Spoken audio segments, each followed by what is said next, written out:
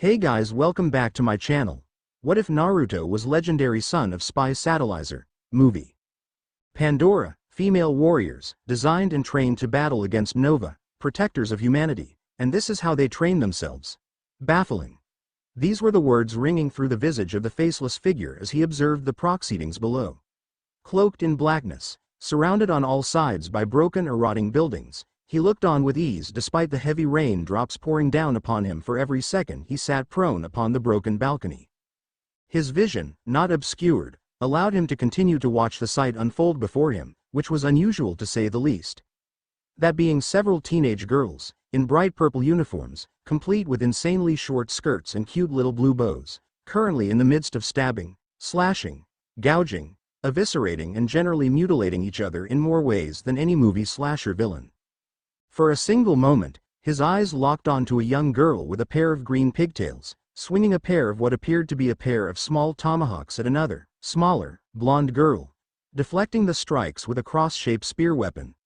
Despite their young age and seemingly fragile appearance, both teens fought with unmatched brutality and intensity, each peering into the other with a mixture of concentration and determination, with the goal of which to be the last one standing. The exchange lasted for a few moments, with the battle being a standard give and take affair, one blow being deflected or countered by each figure. For a moment it seemed the spear-wielding girl held the upper hand, taking advantage of her weapon's longer reach and the momentum she gained from rotating the spear along with her body, essentially creating razor-sharp wheel movements. She seemed to have the tomahawk girl cornered, when without warning, the girl launched one of her axe-like weapons at the girl, firmly planting it into the girl's right knee, splattering blood in every direction. Splinters of bone and sinew spattered across the ground, eliciting the slightest twinge of sympathy in his eyes, along with a few bone fragments. Kneecapped, the girl's assault promptly sputtered and died. Losing her grip on her spear, she dropped onto her one good knee, screaming in blind agony, her voice drowned out by the rain and thunder. However, the green-haired girl hadn't finished her assault, quickly closing the gap between her and her opponent before slashing her throat wide open with her remaining weapon. Blood sprayed, spurting from her neck as though a hose had just been punctured, leaking fitfully between fingers that struggled to slow the flow. The now dying girl piteously attempted to scream again in agony only to let out a sickening gurgling noise. Blood flowed from her mouth in small bubbles, wordless sounds leaking out of her mouth. All the while her eyes remained wide in an eerie sear of terror and pain, tears seemingly leaking out, yet the rain preventing any accurate measure. Barely mustering out one last choked sob, the girl promptly fell flat into the wet muddy ground, her blood quickly forming a large puddle around her, while her attacker looked on with apathy. Instead, she opened up her free hand, resulting in a strange blue-like energy forming, the ethereal flow gradually taking shape before forming a second replacement tomahawk in her palm. With both weapons in hand, the girl turned to leave and seek out new prey, only to stop and let out a pain-filled rattle as 3 arrows quickly pierced her unprotected backside, one drilling into her lower back and another puncturing her right knee. In less than a second, she too hit the ground, weapons falling from numbed fingers, blood also forming around her body, quickly mixing with the water surrounding her. Her assailant meanwhile, remained unseen to the observer, eyes remaining trained on the defeated pair for a moment, watching as more of the fluid that helped provide them with life, slowly washed away with the rain. A brutal test to establish dominance and skill amongst the ranks. Effective in terms of combat experience and application. In terms of preservation of life and mental health, however, hardly the standard that would be deemed acceptable. His eyes quickly raised from the scene below, now overlooking the massive battlefield on which he stood. Roughly 5 miles of land surrounded him, countless half-completed and/or broken buildings littered the area, which was considerably darker and more atmospheric due in part to the rain and blackened sky. Thankfully, depending on who you were asking, this cacophony of noise served to drown out the anguished cries of the countless defeated souls who languished in their suffering, each covered in grisly injuries, some with missing limbs or ruptured organs, screaming in pain that couldn't even be described through written or spoken words. The spectacle had been going on for roughly 2 hours at this point, during which he'd seen individuals who likely knew each other and interacted with each other as comrades in arms and potentially friends, went out of their way to effectively mutilate each other seemingly without mercy. It was unsightly to say the least. Ignoring the rather brutal showing of carnage, The stranger also took note of the level of skill, or rather the more skilled combatants of the warriors currently in battle, taking particular note that only a small handful of those individuals remained, all of whom were currently congregating in a single area. In the mere blink of an eye, the stranger quickly zoned in on the group's energy signature, noting that there seemed to be roughly 7 individuals left, each with varying levels of power. Blue eyes flashed into red, an all too familiar gleam for one who knew where to look. Distance from targets, 200 meters. He murmured. Estimated time of arrival, 10.8 seconds. With a single superhuman burst of speed that would have put a stealth bomber to shame, the stranger rocketed towards the spot, yet without so much as making a single noticeable nose. Moving as quickly and silently as the wind, with the rain and thunder helping to cover any additional sounds his movements produced, he flitted through the battlefield. As he leapt through the obstacles before him, his mind remained locked on the battle ahead of him, though things were already seemingly in motion. Number of potential targets, reduced from 7 to 5, 5 to 4, 4 to 3. It seemed as if with each step he took another target signal fell, combatants being dispatched with unprecedented speeds. Ordinarily, for such a bloody and brutal form of combat, that would be commonplace, especially with such a large group. However, what caught the stranger's eye and interest was that prior to approaching he took note that one of the energy signatures seemed slightly stronger than the others from before. And it was that same signature that was currently laying waste to the 7 remaining combatants. A loud scream alerted the stranger that he was near, effectively breaking his concentration for a moment, though it didn't matter at this point as he alighted only a few feet away. Quickly ducking into the shadows, his eyes scanned the field below him and acted with internal surprise at the sight before him.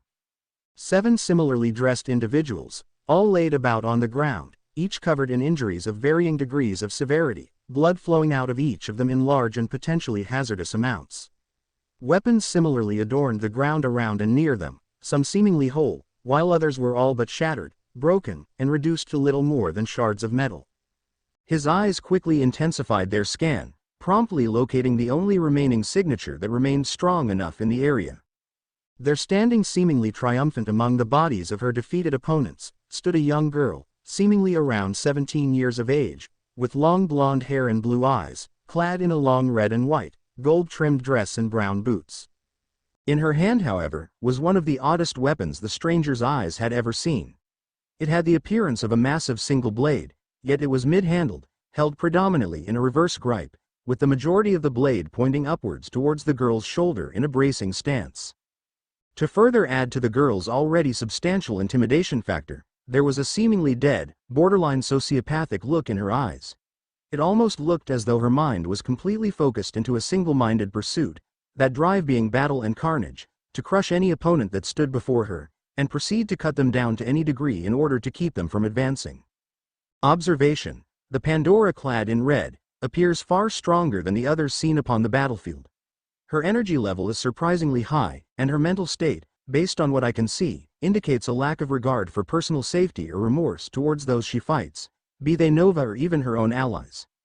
Determination: threat level, mid to high level. Further observation is required. Well, guess we're the only ones left, huh? The stranger's focus quickly diverted from the blonde Pandora, locking on another girl who seemed to appear out of nowhere and make it past his sensors. A substantial feat. In terms of appearances, the girl was clad in the same uniform as the other warriors, her red hair done up in side braids with blue ribbons. Brown eyes shone from that heart-shaped face, glittering with such arrogance, that caused the stranger to actually frown at her. In his estimation, a high opinion of Onisulf always resulted in casualties. The blonde Pandora seemed to share his sentiment, as she barely acknowledged the girl's presence, only returning her question with a slight turn of the head and a deepening frown upon her face.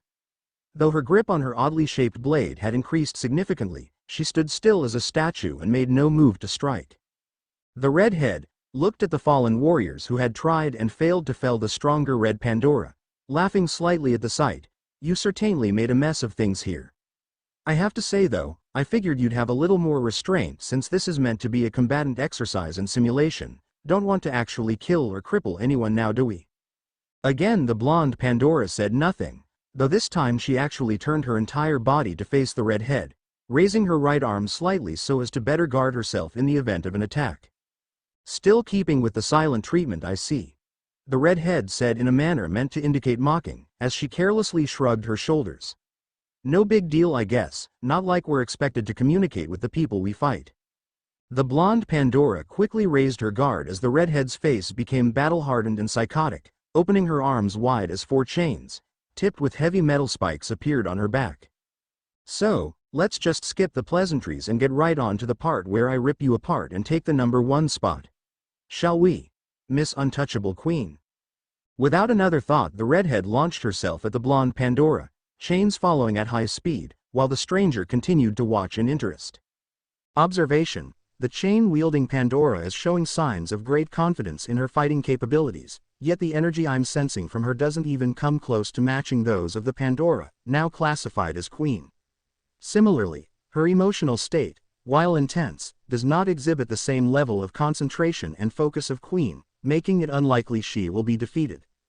His words seemed to ring true, as the redhead and the blonde-haired Queen leapt all across the battlefield at one another.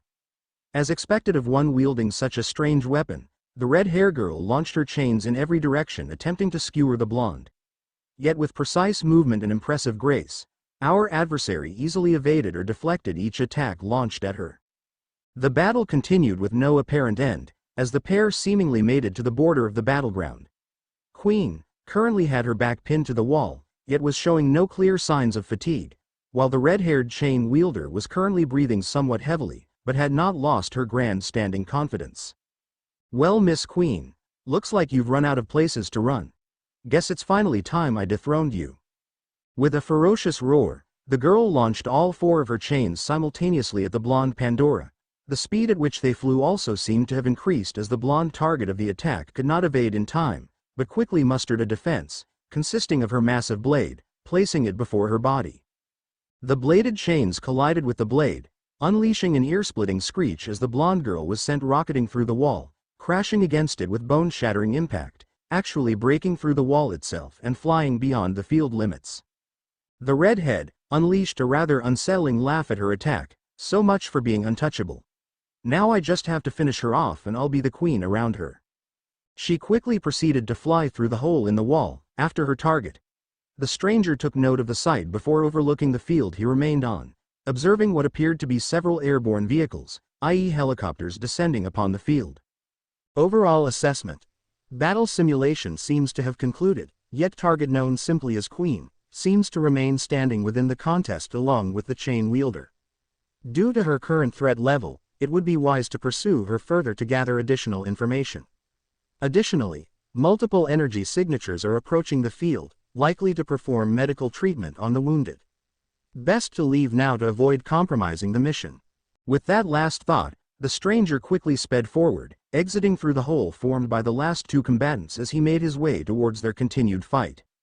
Picking up on his intended target's respective energy signatures was relatively easy. Primary Queen's, as despite the consistent battles, her energy remained strong, while the chain wielders seemed to quickly be fading with each second. Within milliseconds, the mysterious watcher found himself hiding on the ceiling of what he could only assume was part of the massive school in which the battlefield resided in. Looking down, he quickly regained his bearings and focus on the 2 fighters. The red-headed chain wielder looked pretty worse for wear, her clothing being ripped to shreds, leaving her mostly in her underwear, with plenty of cuts on her body. Her disheveled state was further accentuated by a maddened look in her eyes, glaring down on the blonde-haired Queen with rampant fury. Speaking of the Queen, despite being blasted through a wall and fighting for several more seconds with the girl, she remained unscathed. There wasn't so much as a speck of dirt or hair out of place. Fascinating. Continued evaluation of the one called Queen further reveals she has great skill in combat, remaining unharmed despite fighting numerous battles. Threat level seems more suited to high rather than mid-level.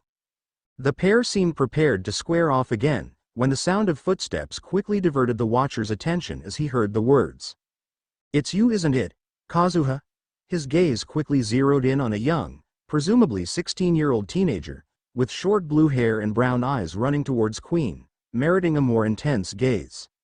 New subject approaching. Physically he appears unimpressive, no muscle or apparent combat training prevalent give his appearance. Likewise his mental state seems rather fragile or innocent, simply put naive. What exactly is he? As if like a domino effect, the watch saw, with a mixture of fascination and confusion as the blue-haired boy quickly hugged the blonde girl from behind. Though a few missteps, caused by the girl's own confusion at the situation, she promptly fell on her back, with the boy's face directly in her chest. Naturally, being such a hardened warrior, one would expect the queen to respond with violence, potentially strike or even severely injuring the young boy. Instead, her face of calm concentration was replaced with a look of sheer panic and terror, practically begging the teen to get off her. Rather than comply, he remained latched on tight, which in turn resulted in the red-haired chain wielder to take advantage of the opening and strike the downed blonde, specifically in the eye. Her scream echoed throughout the halls, and several people started to take note of the situation. However, the observer didn't seem the least bit interested, instead going over what he'd just seen in his head. Strange, all prior experience shows the one called Queen as a highly capable warrior and combatant, able to fend off attacks from armed warriors without so much as flicker of fear in her eyes. Yet a single touch from such an unimpressive being as that boy and she suddenly becomes completely helpless. Strange. The actions of the red-headed one, however, unsettling. Temporary intervention deemed necessary. Frowning, he pointed one finger forward, thumb rising behind it in the parody of a toy gun. One eye squeezed itself shut as he concentrated. A thin current of energy began to gather at the edge of his fingertip. Counting the seconds, he resolved his aim and squeezed the trigger. In his mind, an imaginary hammer came crashing down, releasing the energy he'd held in check. Ting! The bullet of wind rocketed forward without so much as a sound, striking unerringly at the queen's opponent before she could follow up her foul attack. It was a clean through and through, piercing her stomach, but for whatever purposes, his sneak attack seemed to spur the queen into motion. Lashing out with her weapon, she furiously carved a crimson trench into her opponent, sending her tumbling away in a shower of blood. Oddly, the watcher found this sudden display of brutality amusing. Interesting. He continued to ponder this for a moment, watching as the queen and the other young girl was quickly taken away, leaving the boy looking on in horror at the cold murder that had just taken place. The watcher gave the blonde girl one last look. These recent events demands further study to better understand what exactly just took place. However, today's observations must cease, as continued surveillance may very well result in exposure. With that, he promptly vanished again, quietly moving throughout the high points of the building, quickly making his way towards the outside of the school itself. Overall assessment. Pandora seemed to have a great deal of fighting potential, with some, such as the one called Queen, being especially dangerous. Yet they also seem somewhat fragile, either being easily felled by their own comrades or through other undetermined means. Hopefully continued observation will determine. Hey, buddy. The shadowy watcher looked behind him, finding three young girls staring at him, all clad in the same purple uniforms he saw the other Pandora from before wearing. One of the girls had red hair similar to the chain wielder, but it was not done in any fashion, save for being slightly longer in the back, while also having rather pale skin and brown eyes.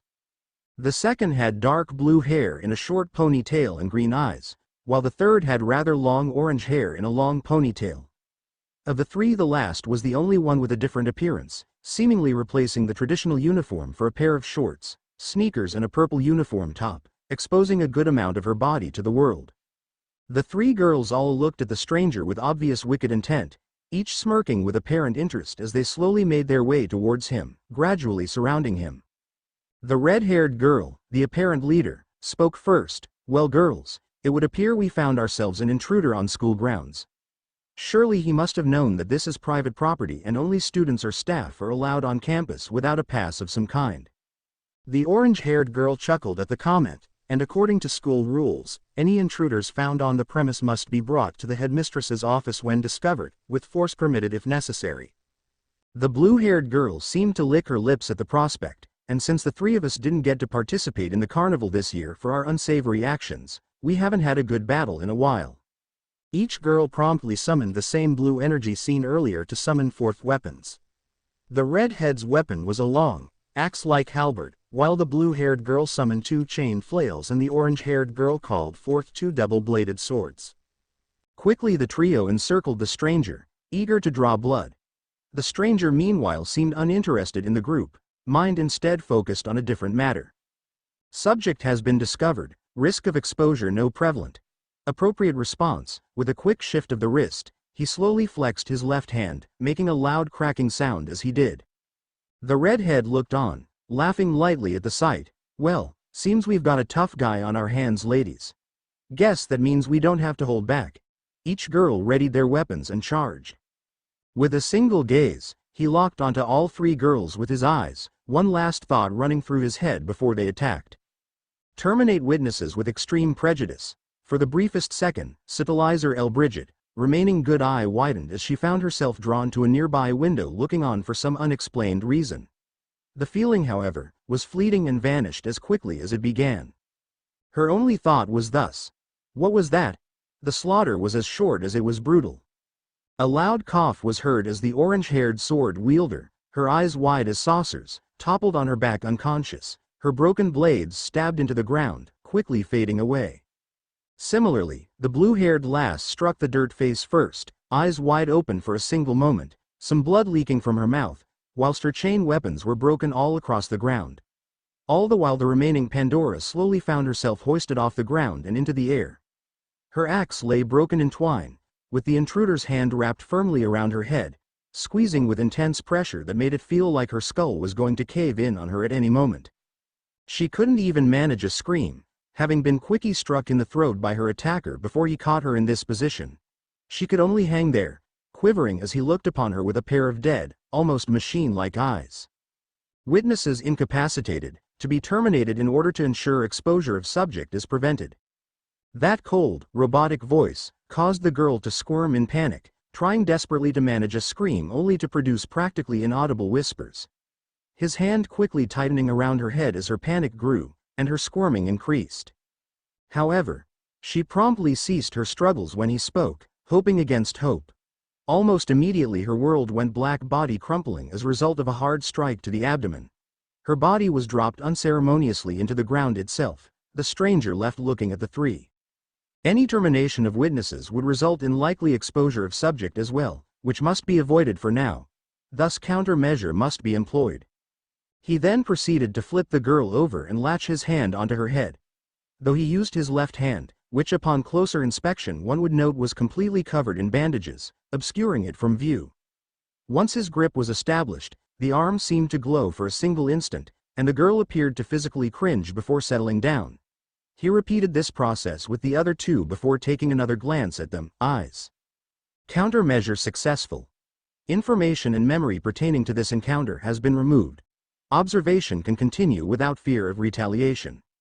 With that he promptly and swiftly made his way to exit the campus and return to his original hiding spot, taking one last note of the day's events. Of the subjects observed so far, Queen appears the most vital target to best assess the strength of the Pandora.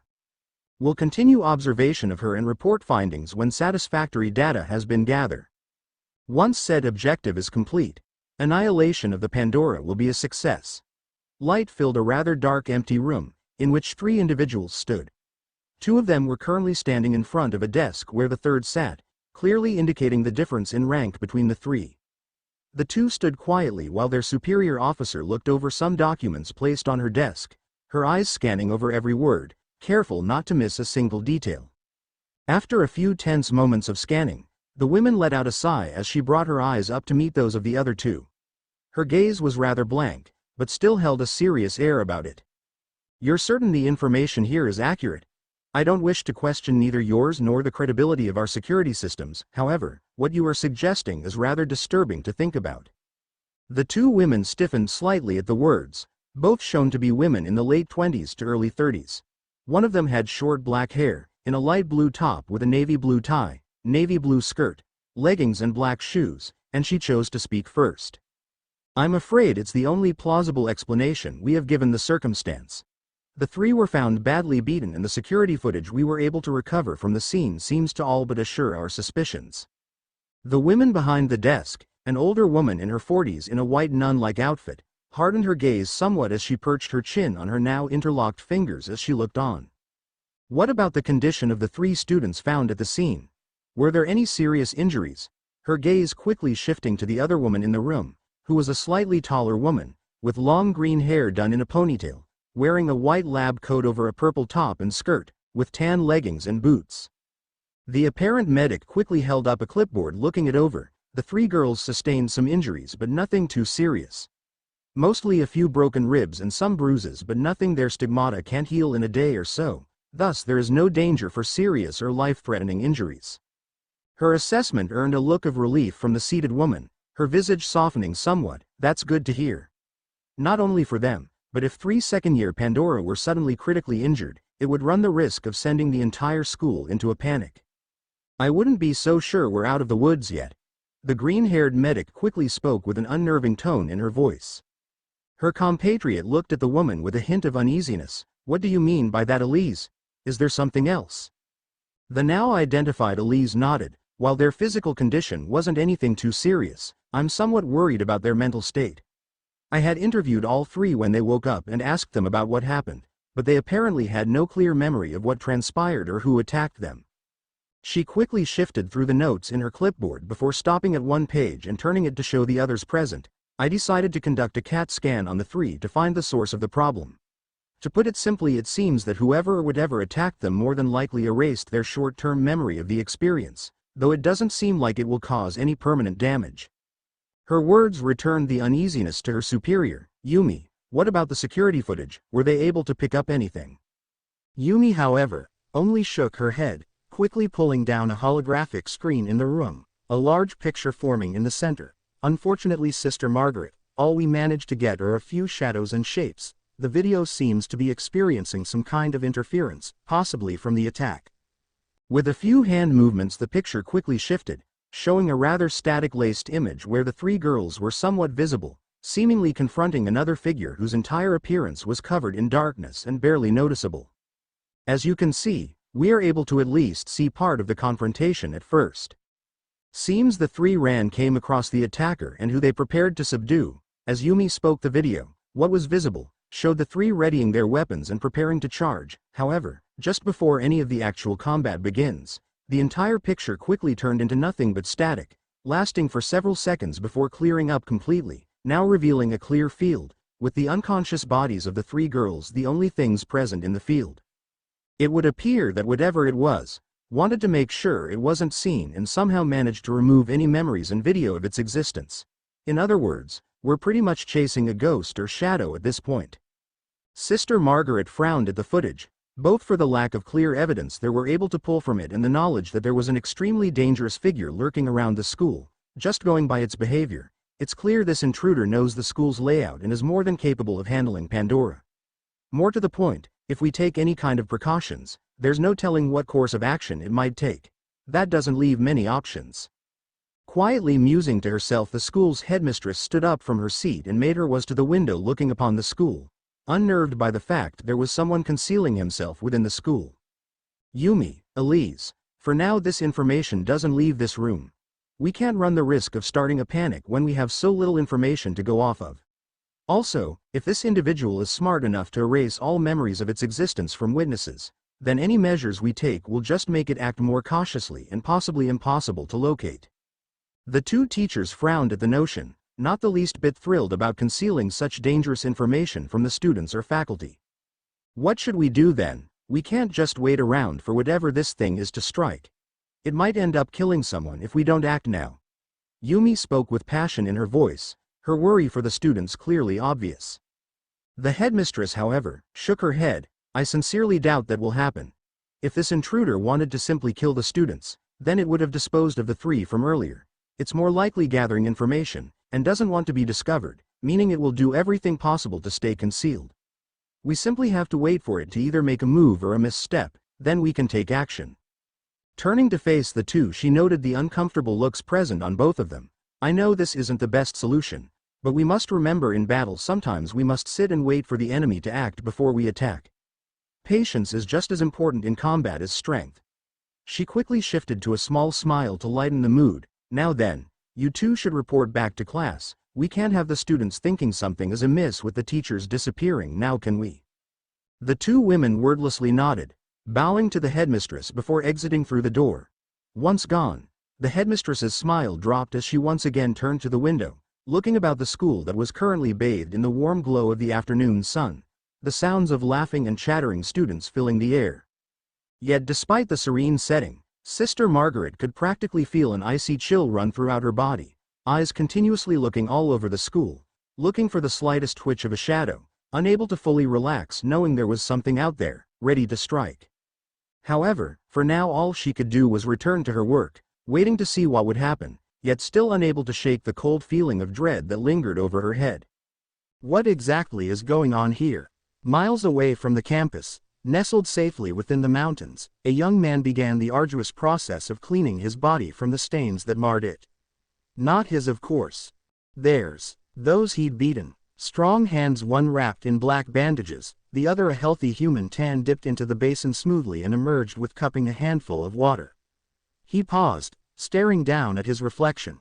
Bright blonde, molten gold hair framed his whiskered visage, chin-length bangs drifting softly in the wind.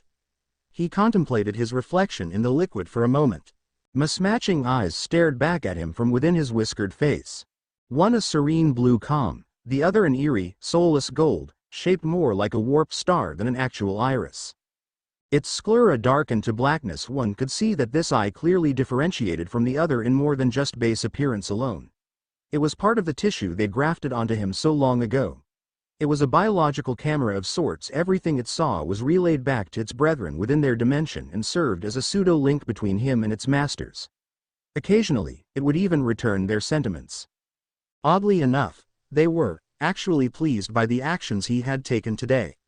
They liked the idea of him proving her superiority to the weaker creatures, and they approved of the actions he had taken to maintain his anonymity. Observation could continue, but the actions taken toward the Queen, of intervening on her behalf, were deemed as problematic. Such a simple little word, and yet it perfectly described the state of his mental being in that moment. He still had to remind himself that he existed sometimes. That this changed, upgraded body wasn't just a shell of some sort, that it maintained a physical consciousness beyond the orders branded into the back of his brain. He wondered if he'd done the right thing by sparing those three. Perhaps it would have been better to simply slay them and be done with it. He splashed some water onto his face, cleaning it of blood. It washed away easily enough, but the tiny seed of guilt planted in his chest lingered. Persisted. Was it wrong then that he had enjoyed beating those Pandora down as he had? That he, Naruto, had actually enjoyed himself? Combat was a rare treat for him, one that allowed him feel like a true individual when there was none. There was a beauty to battle that made you forget everything and everything. Beedzop. He spasmed slightly, thinking of the name. His identity always sent a tiny jolt of pain through his mind as his masters cracked the whip. Part of him reveled in it. They couldn't control him, not completely, and they disapproved of the idea of him thinking of himself as an individual. He was they. They were him. There was no individual. They were one. He had but to look at his left arm to remember that. They'd improved him. He still lived because of them. His mortal body should have crumbled away a long time ago, but they kept him alive. He wasn't human. Yet at the same time he wasn't Nova either. He was something in between. A hybrid, maybe. He was an outcast. Queen fascinated him. Her skills marked her as a target on he should eliminate. And yet, he couldn't bring himself to do it. He was certain his masters would approve. But in the end, it changed nothing. Human or Nova, he knew he couldn't afford to feel anything beyond curiosity. To do so was to stray into disaster, and anything was better than that. He dimly recalled the last time he had dared to experience emotions, and the terrible pain that came with them. No, he would feel nothing. He would watch, yes, but not interfere. Never. Never again. Despite his recent reservations, however, his observation continued well into the evening. And it paid off in spades. Having managed to locate Queen again, he was treated to an even rarer sight towards the end of the day. The red-haired Pandora he'd helped Queen defeat prior, Ganessa Roland, hadn't taken her loss well. So not well, in fact, that she had seen fit to challenge the untouchable Queen to a rematch. She looked absolutely livid, her face red as her hair. A part of him thought it was a look that suited her, a reminder of a strange attraction he'd felt for those with red hair. The thought, the innocent humanity of it, surprised the watcher. He should not be thinking such things. His task was to observe. Nothing more. Any other odd thought was to be deemed traitorous and discarded. So he looked on, observing quietly as the scene played out beneath his feet. "I finally found you, little Miss Queen. We're not done yet, not by a long shot." Her aura flared along with her weapons appearing in a flash of blue behind her, while Queen looked on unimpressed by her little show of power. The carnival's over, accept your loss and you can still leave here with what little dignity you have. The blonde's cold tone only served to inflame her enemy's ire, as she let out an enraged scream, "Shut up. I don't know what exactly you did, but I know you cheated somehow during that battle. That's the only reason you beat me." The observer quietly processed all that he was witnessing. Observation: prior interference between Queen and now identified Ganesa Roland has resulted in further conflict between the two. Further observation reveals loyalty between Pandora is easily severed based on inconsequential factors such as pride. Possible weakness to exploit in the future. He continued to watch as others attempted to deactivate the situation, trying to get Ganesa to calm down, but it proved fruitless as the girl was all but foaming at the mouth at this point, unable to accept what happened. "I was finally going to be number one, but you just couldn't let go of the title, could you, Ms. Queen? Well, even if I can't be number one, I can still rip you apart." Without waiting for any confirmation from her fellow sophomore, the redhead activated her Volt weapon and lunge. Her chain attacks were sloppy, driven by rage and fury. Almost unworthy of recording. By comparison, Queen, who'd quickly shifted on guard, was the picture of grace, swatting away the sharpened points with contemptuous ease. Her red-haired opponent's moves only grew more crude with each moment, and Queen was able to pick up on this with ease. Ganesa quickly grew rabid at her repeated failed strikes and promptly brought all 4 chain points together. "Just stay censored ing still and let me shred you." The quadrant of metal shot forward towards their target, yet both Queen and the observer could easily read into the attack. Without missing a beat, Queen quickly sped off to the right side of the oncoming blades, waiting until the very last second as they glided harmlessly by her, before lifting her massive blade and slamming it down like a guillotine on the exposed chains. The sharpened weapon cut clean through the chain, sending the bladed edges flying off into the plaza, with many students jumping out of the way. Without missing a beat, Queen quickly went into a crouch before rocketing forward at Ganesa like a cannon shell, promptly slamming her now outstretched arm into the girl's exposed abdomen and sending the now shocked girl hurtling into the wall several yards away. The observer again marveled at the girl's impressive skill and strategy. Analysis: Queen exploited opponent's mental state, waiting for her to make a reckless move that enabled Queen to completely neutralize her weapon, before following with a powerful physical strike that offered no means of retaliation. Ranking Queen as high threat level seems more appropriate at this time. However, his golden eye quickly registered an increase in energy levels from the large hole in the wall Ganesa was sent. The redhead in question had managed to pull herself out, though she looked even worse than before, her entire outfit having numerous tears that showed off a great amount of skin, along with her pigtails coming undone and blood that caked her face. Added with the completely deranged look on her face, she appeared as though she just exited a particularly deadly battlefield. "Enough. I don't care if it's forbidden. If it means I can take you down, then I don't care what the rules say." Pandora mode activate. Before his very eyes her body was eclipsed by blue light, rocking through the yard to its very bones. That in and of itself wasn't impressive, but what followed next certainly. Girl's body was quickly covered in a dark red armor of sorts, obscuring every piece of skin that was once visible, topped off with a large helmet, complete with a visor. The only part of her body that was still visible were her hands, otherwise concealed by gauntlets, and her chain weapons has regenerated, once again hovering behind her back. System input: new information critical. New critical ability of Pandora learned.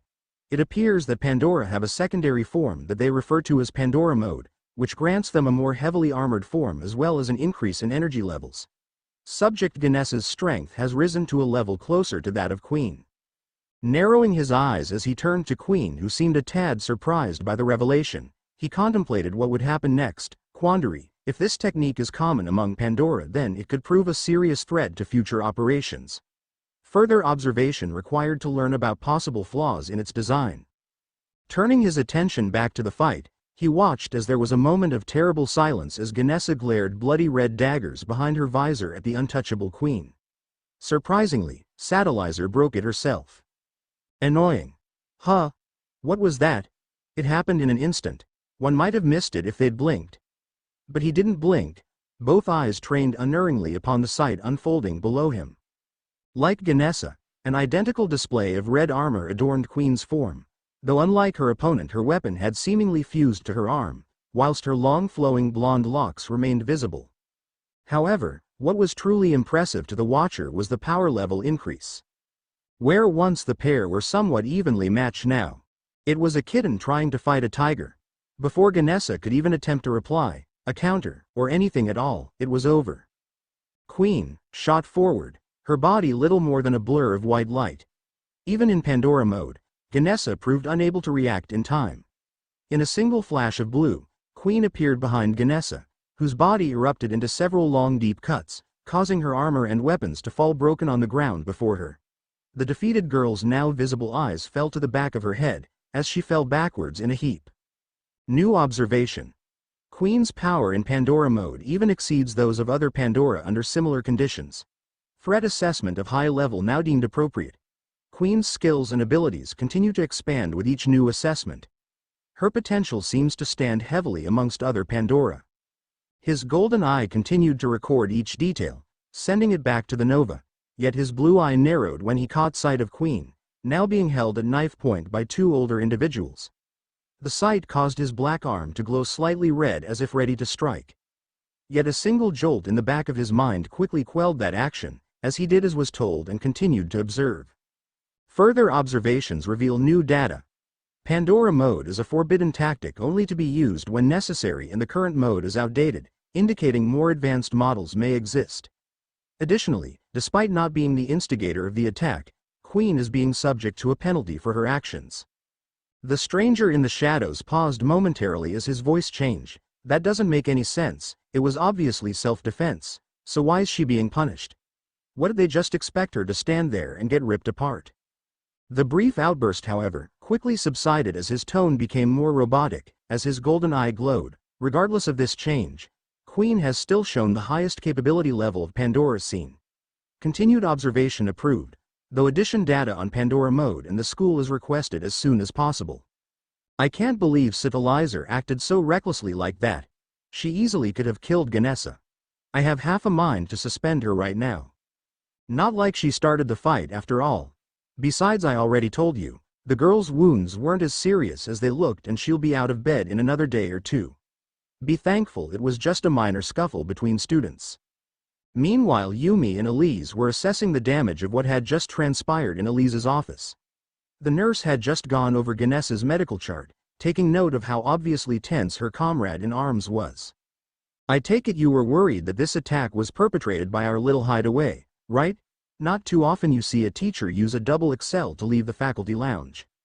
Yumi bit the underside of her lip as her mind flashed back to how she practically rocketed out the door the second she heard the explosion not too far off. Well, how would you react, knowing there is someone or something hiding out in this school, attacking students? Every second we don't do something, another student could be hurt. Elise merely put down her cup and leaned back in her chair, and getting paranoid about it won't be helping us. We need to be patient, otherwise we'll end up causing a panic like Sister Margaret said. Besides, I have a feeling our little friend will appear soon enough. What do you mean? Picking up a nearby clipboard, Elise flipped through a few pages before arriving at a specific one. I heard some students mention Ganesa screaming at Satellizer, saying she cheated somehow in the carnival, which normally you'd write off as just a bruised ego. However, while I was doing an examination of her after the carnival, I noticed a rather large bruise near her lower back. Almost like she'd been hit by a high-speed projectile. Yumi's eyes widened as she ran forward and snatched the chart out of Elise's hands and even got a look at the photo she'd taken of the bruise in question. You think maybe? I believe our intruder friend might not be as stealthy as he thinks. Either that or he's making mistakes in hiding himself, and sooner or later, he'll slip up enough to where we'll be able to catch him. HMPH. Having determined there was no more data worth collecting the previous day, the Watcher had opted to shut himself down for a time, hiding out atop one of the buildings. Thankfully he wasn't spotted, due in part to his eye acting as an alarm system that would trigger should it detect anything hostile approaching. After the new day started, he returned to his data gathering, scanning over some of the other Pandora, only to find the bulk of them unimpressive based on their rather mediocre energy levels. None had come even close to matching the one known as Queen, and a lingering desire to see her further prompted him to seek her out. It turned out to be easy, finding her now sitting on the roof of nearby building, eating silently by herself. Curious. Despite her own power being something to be admired, Queen seems to intentionally isolate herself from others. Additional scanning has revealed she goes by the codename Untouchable, perhaps hinting at some reasoning behind this behavior. As he watched, however, he caught sight of a familiar pile of blue hair appearing behind the girl, causing his normally blank face to grow a deep frown and his arm to again glow a light red. Yet he restrained himself and listened into the conversation. One-sided conversation with the boy, now named Kazuya, apparently asking Queen, now properly identified as Satellizer, if she would allow him to be her limiter. A request she seemed adamant about refusing. Intriguing new development. Despite it being a requirement for all Pandora to be partnered with another human, Satellizer refuses to do so. Further study indicates some deeper reason behind this restraint. Although, if you ask me, that kids should just take no for an answer and leave. His skill level is abysmal anyway.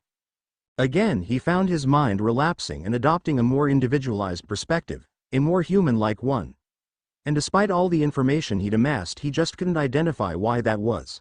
More specifically, why it was Satellizer that caused this reaction in him. Her animosity with Aoi Kazuya intrigued him. But there was more than idle curiosity here. Part of him longed to speak with her. What made those ice blue eyes so hollow, so very much like his own? What foul trials and tribulations had conspired to make her this way, to shun all touch? He didn't understand it at all. It had only been 2 days, so why was he so fascinated with her? Of course couldn't bring himself to approach the Pandora, however, despite the aching desire growing stronger in his mind, fighting against the increasing jolts surging through. Would it be so wrong to speak with her and then erase her memory afterwards? Just once, he was sure that would be enough to purge himself of this foul temptation that seemed to plague him at every turn.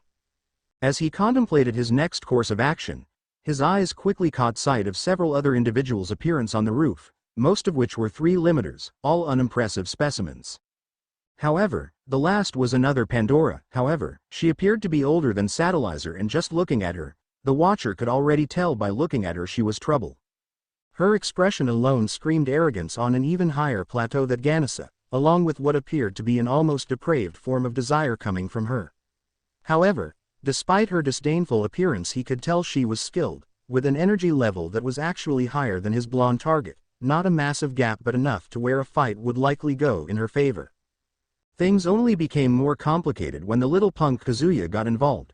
Apparently this new Pandora, Miyabi, wanted to make him her limiter, but he was only interested in Satellizer, despite her own refusal. What exactly is that little punk's problem? Can't he take no for an answer and leave? Is he really that much of a dumbass? By this point the emotions he was feeling were quickly becoming strong enough to override his normal programming as he watched with greater anger as Miyabi and Satellizer began to fight, after the older girl claimed Satellizer owed her respect as an upperclassman. Since when does rank or what year you are in school give you justification to attack somebody? You're supposed to be fighting for mankind, not to stroking your overinflated egos. Eventually thing quickly reached a fever pitch as Miyabi had her 3 limiters activate a freezing field that effectively pinned Satellizer down, leaving her completely helpless, while Kazuya had been knocked aside during the fight. Normally he'd record the information he was watching, but his growing rage over the sordid series of events blinded him, watching as the powerless pair was held captive in the trio's freezing field. His temper, odd how he hadn't felt it until this very moment, flared as the third year fondled her sensors, hiked up her dress, and reached for her panties. By then his blood, or what constituted as blood in this body, was boiling at a feverish pitch. Error. This unit's duty is only to observe, not to interfere with matters. Doing so would compromise the very nature of this mission. His mind demanded coldly, uncaring of the situation. However, I can't just sit here and watch this happen. Nothing about this is right. His actual voice spoke for his heart, as the debate seemed to rage. However, the sight of Satellizer's panties being pulled down as a camera was brought out settled the argument in his emotions' favor by a landslide. One last electric bolt attempted to shut his mind down, but he fought past it, and with a dark red glow, he disappeared from the rooftop before his feet effortlessly found their place only a few yards away from the conflict, alighting in plain sight for perhaps the first time since he'd begun his mission. Step away. Needless to say, his presence caused quite a stir. Satellizer didn't know what she was looking at. He looked like a boy, though his face was completely concealed by a hood, save maybe for his one visible blue eye. What was really surprising was the fact he was currently standing in a freezing field and not show any indication it was affecting him. Her heart hammered like the drums of a great hunt, out for her blood, and she could barely find it within herself to speak. But she was the first to react to his sudden presence. And speak she did. Who are you? His gaze turned slightly, registering her. No words were said, though for the briefest of moments his eyes softened its gaze, causing her heart to almost skip a beat for some reason, though she ignored that though. Kazuya was slightly less coherent at the sight of the stranger. Huh? Naruto ignored him, instead making his way over to the still-down Satellizer, ignoring the tethers of green-blue energy twining around his boots and gazes of the others present.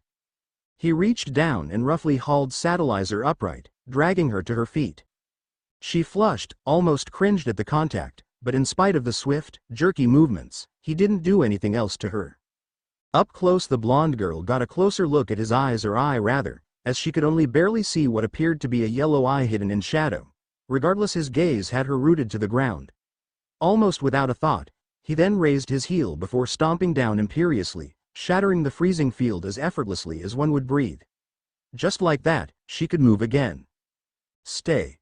A rough voice issued forth from his throat. Numbed, she managed a nod. Who the heck is that?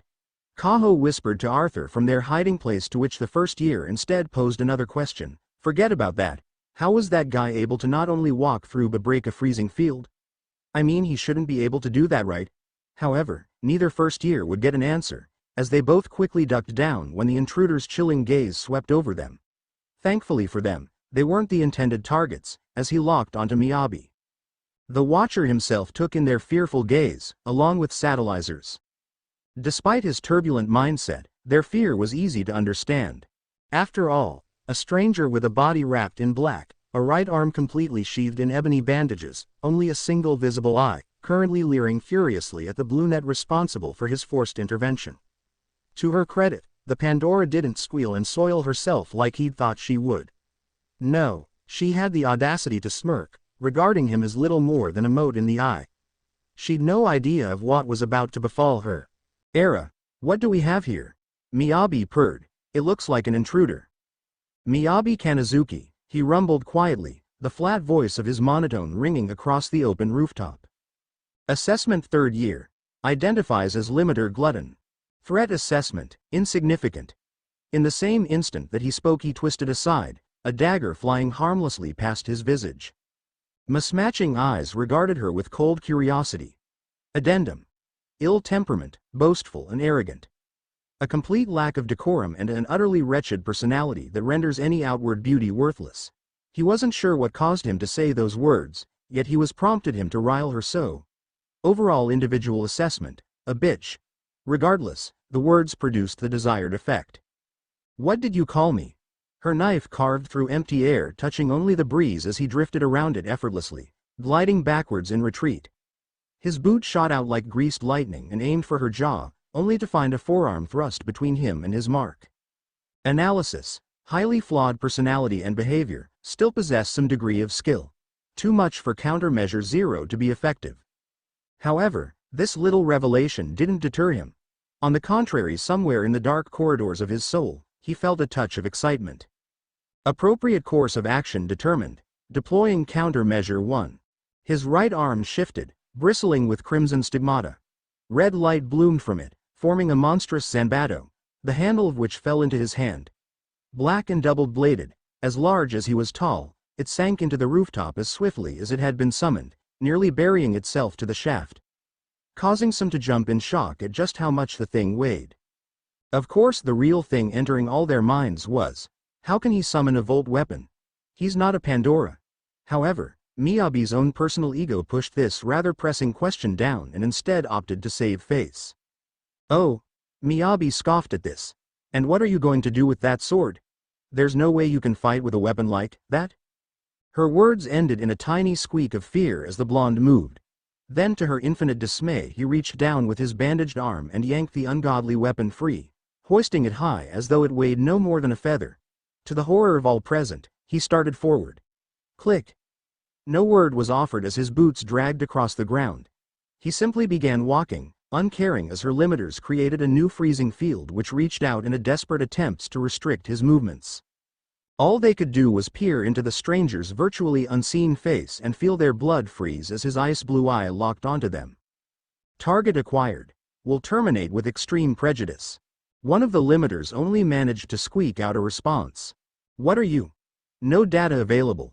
There was another, quiet click as his booted feet flew free from the pavement, punctuated by a sudden rush of wind.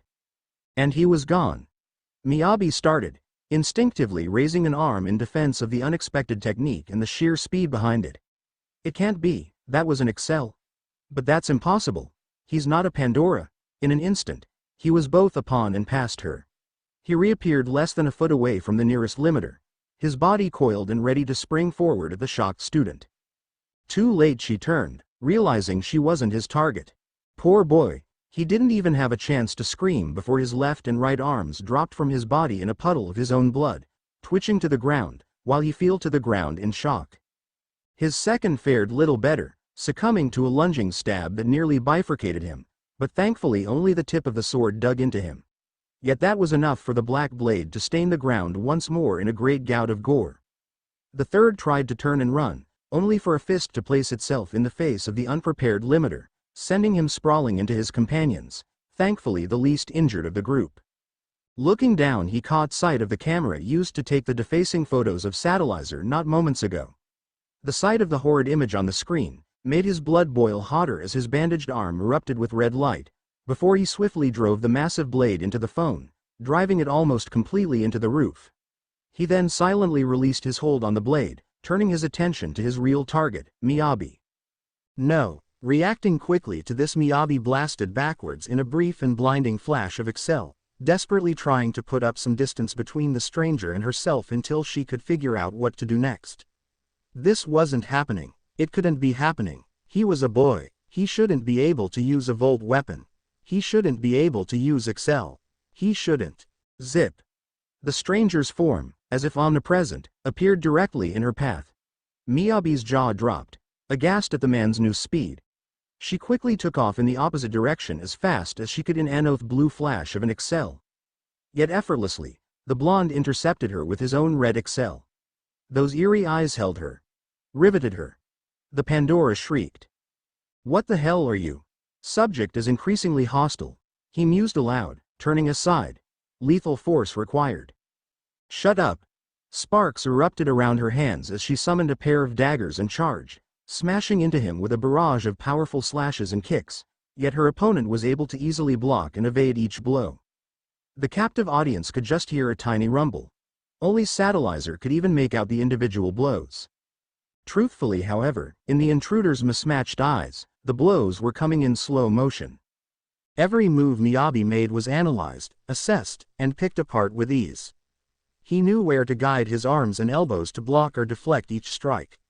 After another moment of blocking, he decided to retaliate and launched a bone-shattering punch to the girl's chest, causing her bravado to leave her and finally dropping her daggers to the ground, while falling to her knees, gasping as she clutched her now severely fractured chest.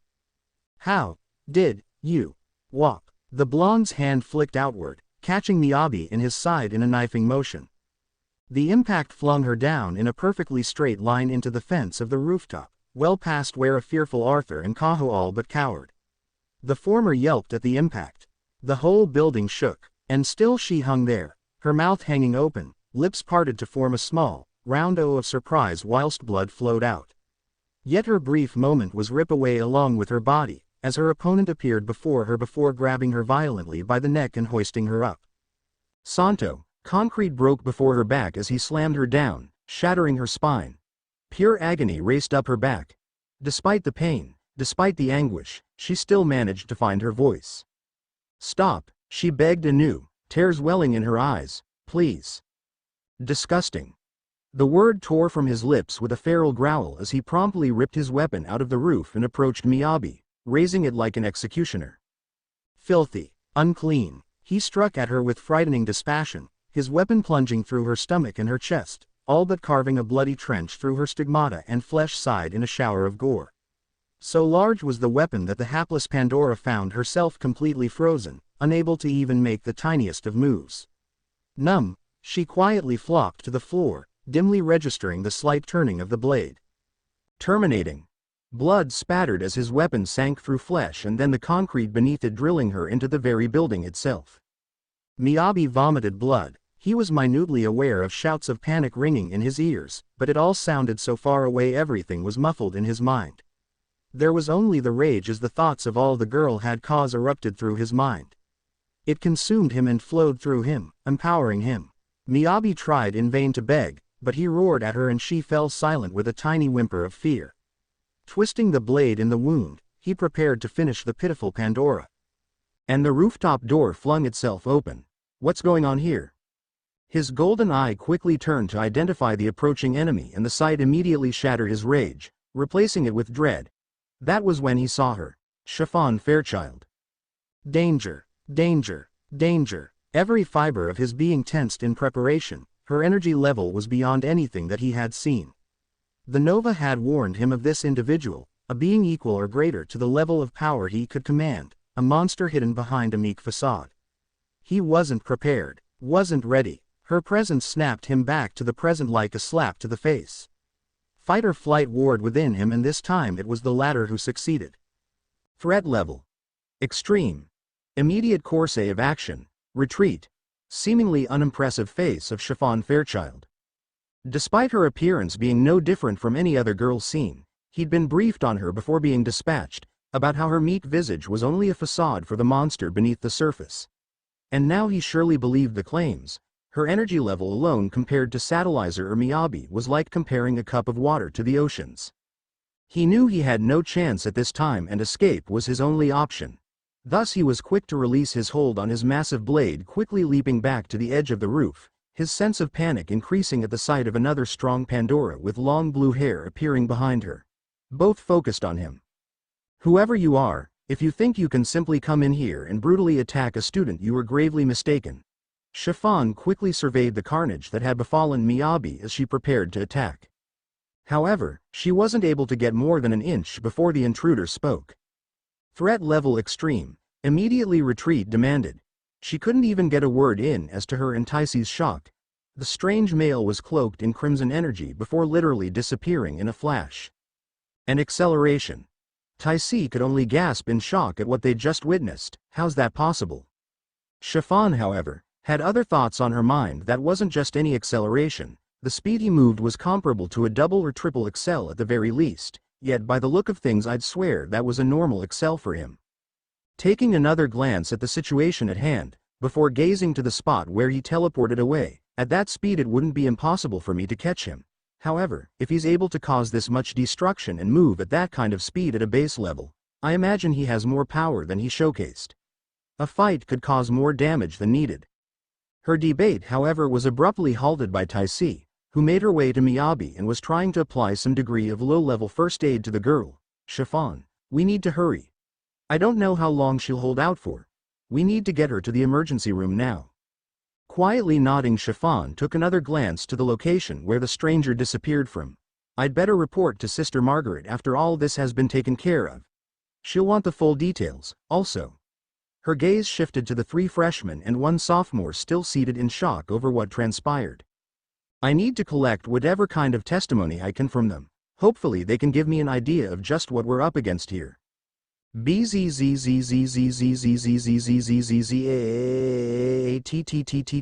A loud roar of pain echoed in the woods just south of the school campus, as the watcher clutched his burning scalp in pain, whilst far more powerful jolts coursed through his mind. Lashing out with his blackened arm, he reduced several nearby trees to little more than splinters as the agonizing pain continued to sear his mind further and further. Eventually he fell to his knees, though to his relief the pain finally ceased. Thanks to his right eye acting as a camera, the Nova had seen everything the young man had done in the last few hours, specifically the intentional exposure of his presence, aiding a Pandora and then fleeing the scene with several eyewitnesses, whose memories remained intact.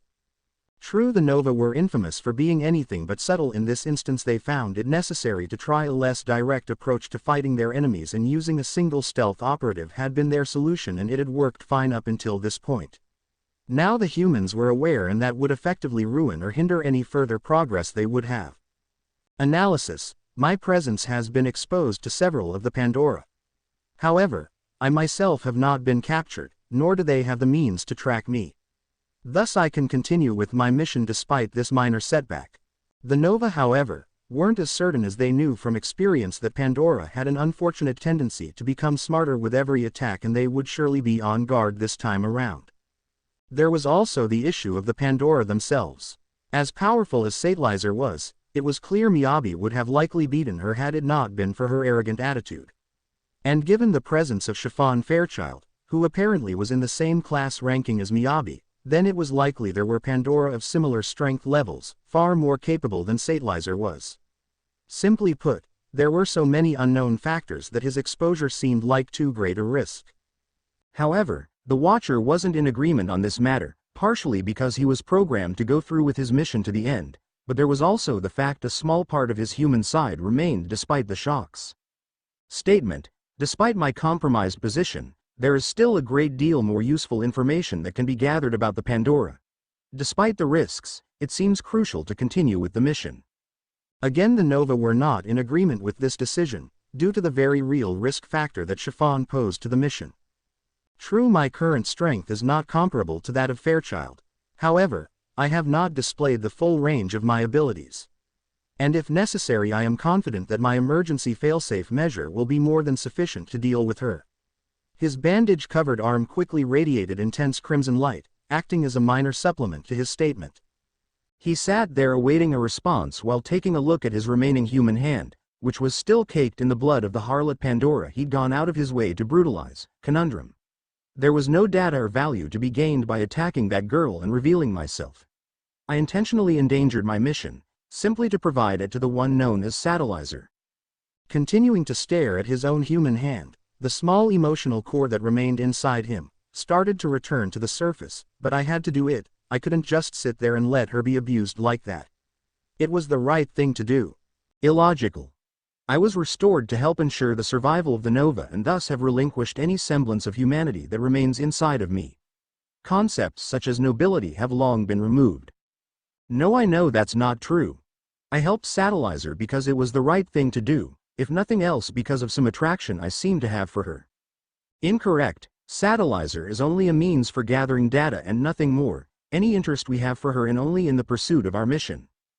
How long can we keep lying to ourselves? You can't keep your humanity buried forever.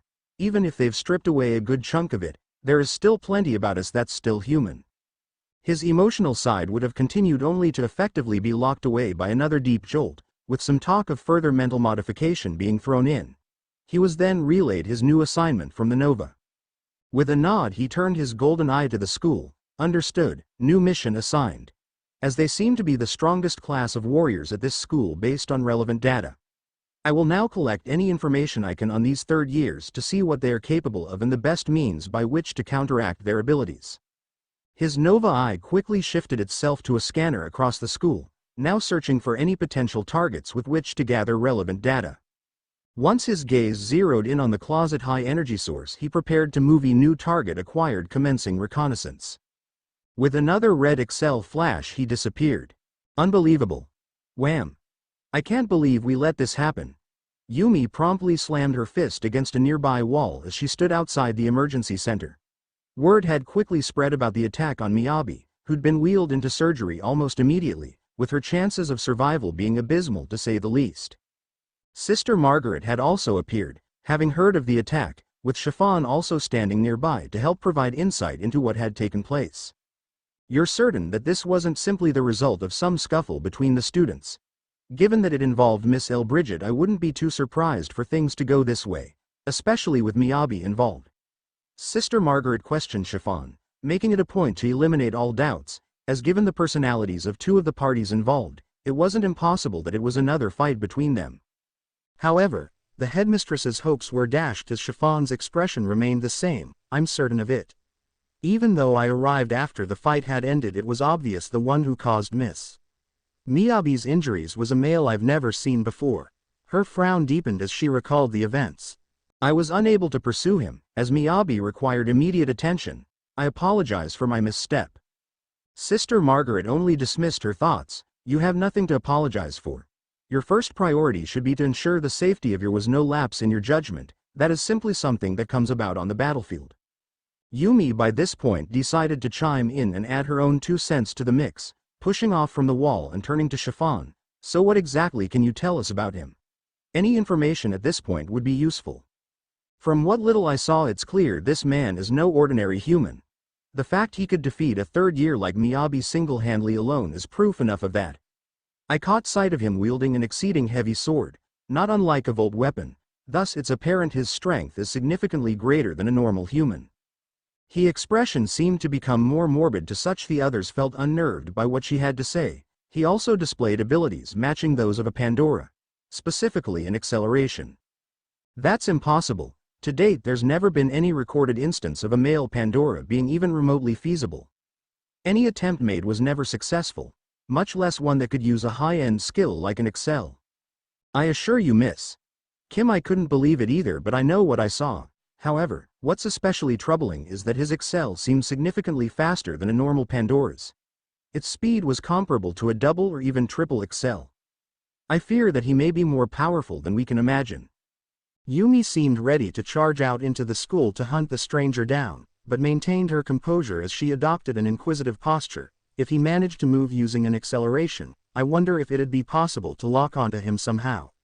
We've used similar means to track Pandora, so if he's using similar techniques it might work. This notion seemed promising until Sister Margaret chimed in. That may be, but it's likely he's just as aware of this as we are and won't simply use his abilities on a dime. Perhaps, but at least keeping the scanners on will allow us to actually respond to his next attack much quicker and maybe capture him this time. Both teachers nodded before turning attention to Chiffon. For now, Chiffon, keep this information to yourself and Taisi. But why? If word got out that there was an intruder who somehow managed to overwhelm and critically injure a third year, then other students would likely try to hunt the individual themselves. We have no clear idea of his capabilities, and this would more than likely lead to additional injuries and death as well. Also, the more attention drawn to him, the more well hidden he'll make himself. I trust you can do this. Both the president and vice president offered nods in response, though Taisi's was clearly more hesitant. That's good. We shouldn't worry too greatly. We'll capture this intruder soon enough. Now if you will excuse me, a new transfer student from Tibet is entering the school today, and I need to introduce her to the campus. Calculating. The stranger now found himself entering a large open facility, similar to the area used for the carnival competition, complete with an entire false city, clearly meant for combat purposes. He quietly watched high in the rafters of the building, watching as one of the large energy signatures he caught sight of entered the area. His eye managed to lock onto the individual and get a good grasp of her appearance. Her height was comparable to Satellizer, though she was adorned in the standard purple uniform of the Stents.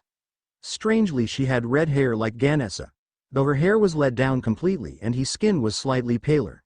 Perhaps the most noteworthy difference was the cold, almost bitter expression on her face. It was clear just from observing her power level was higher than Miyabi's by a sufficient margin and would have been able to defeat her or Satellizer should they come to blows. Listening in, her heard the limiter who had accompanied her speak and address her by her name. New target identified. Ingrid Burstein, a member of the third-year group of this school. Based on prior experience with target Miyabi, she will provide sufficient data on the higher-level Pandora that attend this academy. His eyes proceeded to record the training session that took place, involving a dummy Nova, specifically one of the R class. An outdated class when compared to the S-type Nova, but still dangerous. Yet Ingrid's expression remained unflinching, as her weapons, a pair of bladed tonfas, were deployed. She then proceeded to decimate the dummy R, first utilizing an acceleration to close the distance between herself and the Nova. To the amazement of the watcher, he then watched as she announced another technique. Tempest Turn. Her body then seemingly split into 4 identical clones, all glowing with blue kinetic energy, that proceeded to slash away at the Nova, before revealing its core and then finishing it off with another high-speed strike. New data found. In addition to their acceleration technique, the Pandora also have a skill known as Tempest Turn. This ability seems to involve using high-speed movement to create solid after images that can drastically increase attacking power. His mind quickly mulled over the data, going over the various clones and movement to determine the best effective countermeasure.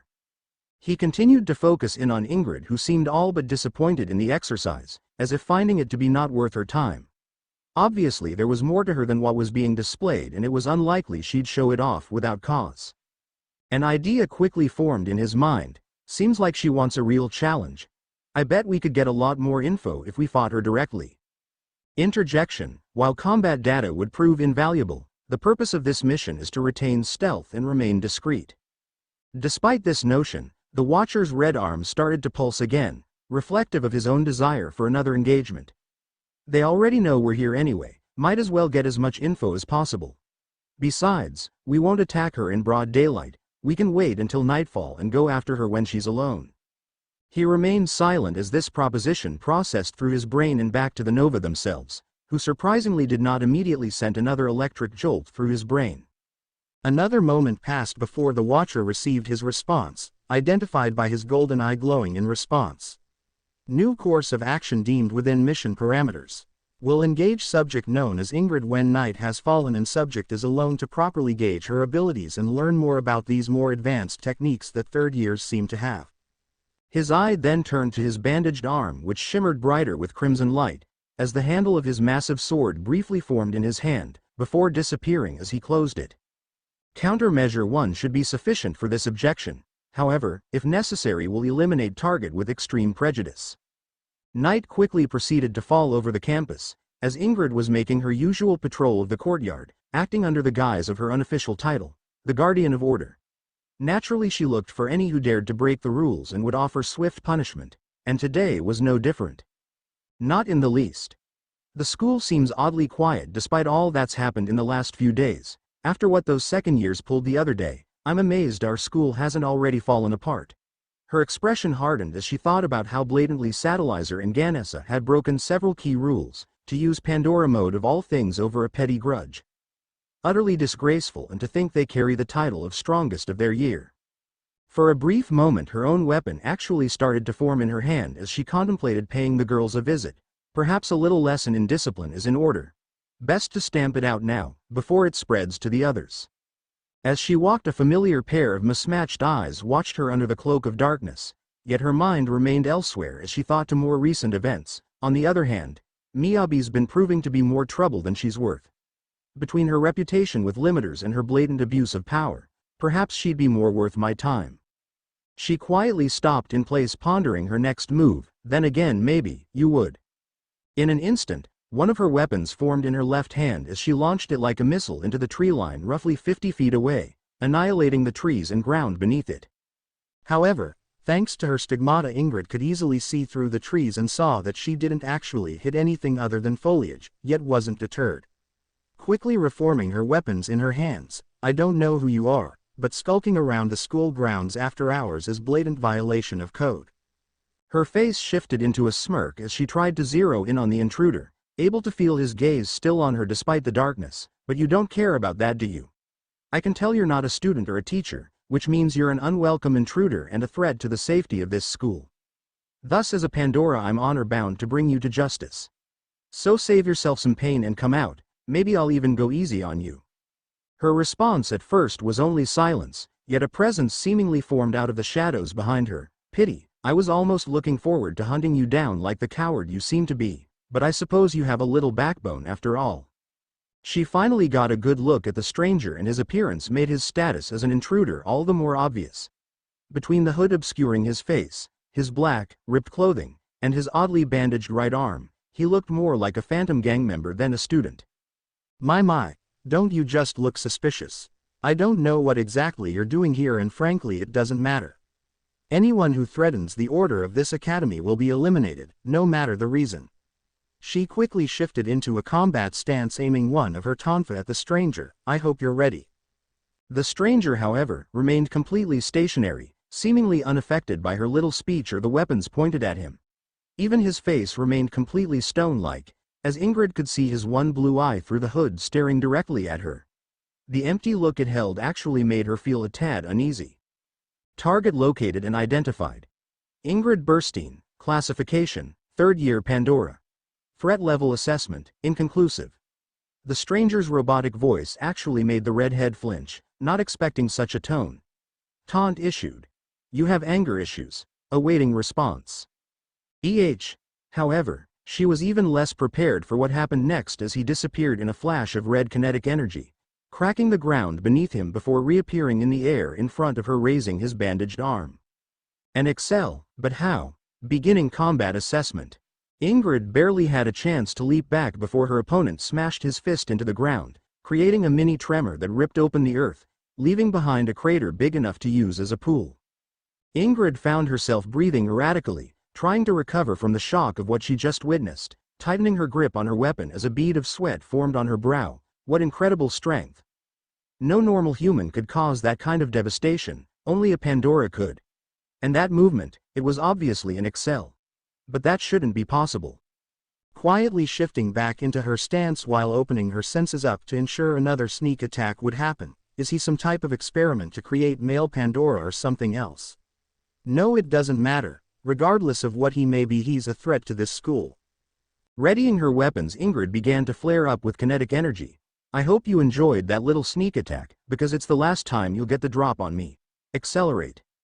With a powerful burst she launched at her opponent, slashing her right tonfa forward to slash at him. However, to her surprise, in another flash of red he disappeared, only to reappear right behind her. Behind me, need to move. She quickly used another excel to avoid the attack, only to find him once again right in front of her. How can he keep up with me so easily? Again she tried to accelerate to avoid, but he was again right after her. This time he appeared in front of her with his fist already launching forward. No time to dodge, need to block now. Quickly crossing the blades of her weapons they managed to intercept the strike, but the amount of force behind it still sent the third year crashing into the ground. The Watcher meanwhile simply landed on his feet, scanning over the destruction. Current observation, while Ingrid's skills and energy are stronger than those of Miyabi, the difference in ability is hardly worthy of noting. Threat assessment is minimal at this point. He would have continued had Ingrid not followed up by blasting away all the dust she'd kicked up with a surge of blue energy, locking onto him with a cold expression. I'll give you credit, keeping up with a third year's excel is impressive, but don't get censored, it's basic skill we Pandora are taught. The energy around her quickly began to condense into a blue outline, as the ground around her feet began to crack. Now that I know just how dangerous you are, I don't have to hold back any longer. Get ready. Tempest turn. Just like before where once there was one, now 4 exact copies of Ingrid appeared, all covered with blue energy, moving at dramatically increased speeds than before. They quickly broke off from their formation and began to encircle their target from all sides. The Watcher now found himself struggling as his eye tried to keep up with the erratic movement of the 4 clones. Despite having seen the technique used prior that had at best been a mere moment, a microsecond, hardly enough time to learn anything useful. As such he couldn't quite protect himself from the onslaught of strikes to his body from the multiple tonfa that were being wielded against him. Each blow hit with the same force as a high-speed sledgehammer, and they were all occurring simultaneously. One final strike to the jaw was enough to send him hurtling backwards into a nearby fountain, obliterating the stone and uprooting the pipes. His body, however, didn't slow as it actually dug into the ground and skidded back, leaving a trail of dirt and stone behind him. Ingrid meanwhile, having cancelled her technique, looked upon the devastation, though didn't show any kind of pride at finally managing to land a few blows on her opponent. The fact I needed to resort to using Tempest Turn on someone who's not even a Pandora. I don't know what that guy is, but I can't allow this fight to go on another minute. One more good blow should do it. Her body began to glow again as she readied another Tempest Turn, only to stop as a familiar crimson light erupted from the hole the stranger had created. Appropriate threat level reached. Deploying countermeasure 1. Execute. Shing. The red-haired teen actually had to stop herself from dropping her jaw and dripping over her own feet when she saw the stranger again. This time he was wielding a massive black double-bladed Zanbato-style sword. The weapon looked to almost be at least 8 or 9 feet in length and was probably around almost a foot thick and weighed close to a ton. Yet he was holding it up in one hand like it was a simple metal pipe. Ingrid, however, hardened her gaze and resumed her energy output. He's more dangerous than I perceived. I need to take him down now. She took another look at the blade he was now pointing in her direction but shook off any fear she might have had. Even with a weapon that size, my Tempest Turn's already shown it's too fast for him to follow. Having a massive sword won't make any difference. Without missing a beat, she executed her Tempest turn again, eager to finish her opponent off then and there. The four clones quickly closed in around their target, whose eyes again made their best attempt to follow the doppelgangers. The encircling group quickly struck forth with lightning precision, striking his legs, chest, back and face from every direction. However, unlike before, the stranger quickly retaliated by swinging his sword outwards in a wide horizontal arc, with the blade's insane width and length adding to its lethality. Naturally, Ingrid had expected this attack, and the clones responded in kind, with one leaping back while the other leapt up, and another ducked under the blade. However, the last was quickly cleaved in two. Yet the three remaining weren't deterred and quickly let loose a barrage of strikes to his upper body, with Ingrid herself actually launching herself forward and using the increased speed to rotate her body, spinning the blades of her weapons in a saw-like motion that cleaved a wide arc across the Watcher's chest. For the briefest moment, Ingrid could swear she saw the one visible eye of her opponent widen as a line of blood appeared across his chest before he collided with the ground again, though his hand was still clutching his massive blade.